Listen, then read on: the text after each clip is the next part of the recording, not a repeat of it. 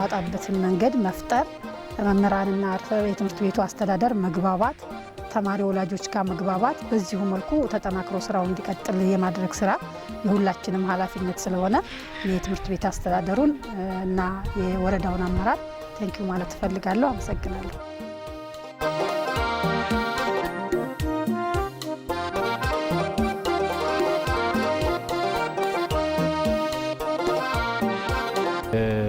ኡመር ባላለው የኩታበር ወረዳ ትምህርት ቤት ኃላፊ ነኝ።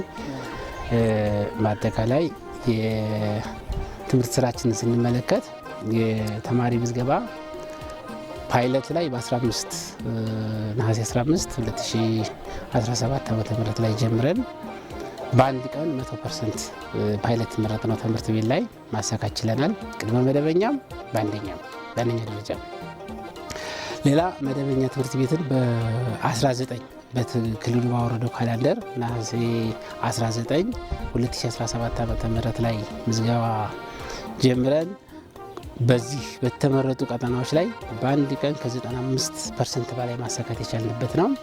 ይህን ስናደርግ ትምህርት አመራሩ ጋራ፣ ሙያተኛው ጋራ፣ ማህበረሰቡ ጋራ ምክንያት ትምህርት ብዙ ባለድርሻ አካሎችን የሚያሳትፍ በመሆኑ እነዚህ ጋራ እውቅና ፈጥረን መግባባት ፈጥረን ወደ ስራ ያገባ ነው። ይህን ስናደርግ እግረ መንገዱን የትምህርት አጀማመርና የተማሪ ምዝገባን ጎን በጎን ነው እየገመገምን ይሄድ ነው።